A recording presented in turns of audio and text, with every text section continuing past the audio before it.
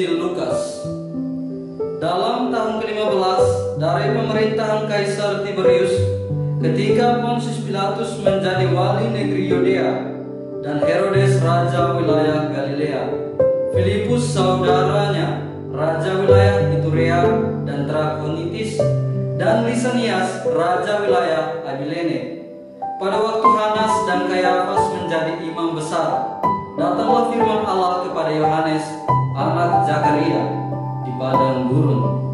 Maka datanglah Yohanes ke seluruh daerah Yordan dan menyerukan, "Bertobatlah dan berilah dirimu dibaptis, dan Allah akan mengampuni dosamu, seperti ada tertulis dalam kitab nubuat-nubuat Yesaya." Ada suara yang berseru-seru di padang gurun, "Persiapkanlah jalan untuk Tuhan, luruskanlah jalan baginya. Setiap lembah akan ditimbun, dan setiap gunung dan bukit akan menjadi rata. Yang berliku-liku akan diluruskan, yang berlekuk-lekuk akan diratakan, dan semua orang akan melihat keselamatan yang dari Tuhan." Demikianlah sabda Tuhan. Pace Bene, saudara-saudari terkasih, pada minggu Advent kedua ini kita kembali diingatkan oleh bacaan-bacaan suci tentang pentingnya suatu pertobatan yang berlandaskan iman, harapan, dan kasih. Pertobatan itu sendiri adalah langkah awal dalam proses pembaruan diri untuk menjadi semakin lebih baik, setia, hidup dalam kebenaran Allah, dan beriman teguh kepadanya. Dengan demikian dapat kita mengerti bahwa pertobatan adalah persiapan yang mengandung keutamaan, kebaikan, keindahan dalam menyambut Kristus Tuhan yang memberi keselamatan.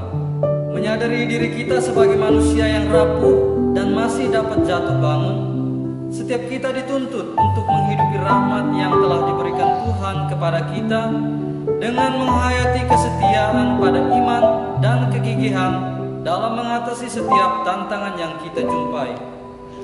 Pertobatan membutuhkan perjuangan yang terus-menerus sehingga pada akhirnya menghantar kita sampai pada kegembiraan, kedamaian, dan kebenaran itu sendiri, yakni Yesus Kristus. Harapan ini dituangkan Paulus dalam suratnya kepada jemaat di Filipi. Paulus berdoa agar jemaat Filipi senantiasa menyadari karya kasih Allah dalam hidup mereka, dan melalui kasih itu pula mereka hendaknya mengusahakan hidup yang suci dan tak tercatat dalam menantikan kedatangan Yesus Kristus.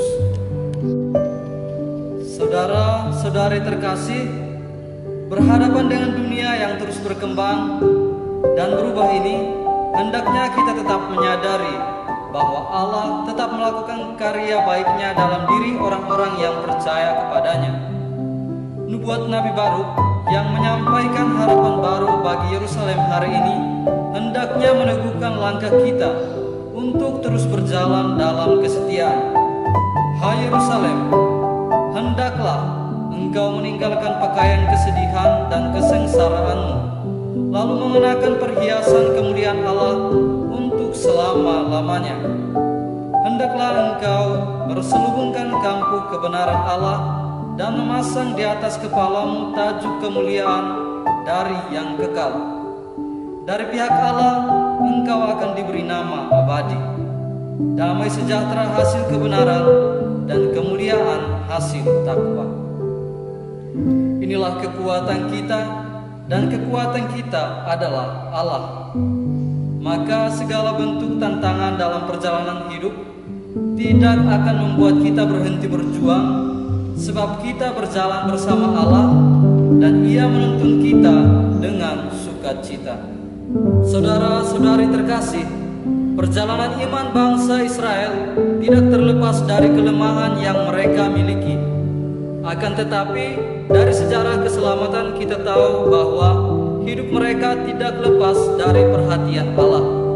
Sejarah keselamatan telah memperkenalkan kita bahwa Allah adalah setia.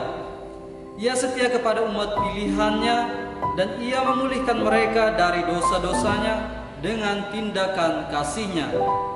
Maka berbahagialah mereka yang hari ini berjalan dalam langkah iman, yang walau jatuh bangun berjuang mengusahakan hidup yang berkenan kepada Allah. Bangsa Israel dapat berjalan dengan aman karena kuasa Allah yang memerintah, dan umat yang dituntun berjalan dalam sukacita. Maka kehadiran Allah dalam hidup setiap kita adalah memulih keadaan kita dan memberikan sukacita. Ia adalah penyelenggara segala yang baik.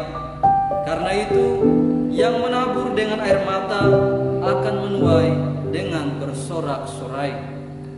Saudara-saudari terkasih, dalam masa Advent ini penginjil Lukas mengajak kita untuk mempersiapkan jalan bagi Tuhan melalui jalan pertobatan. Masa Advent adalah masa berahmat bagi kita, masa berjalan bersama Allah untuk menjadi saksi kebenaran yang membawa banyak orang pada keselamatan.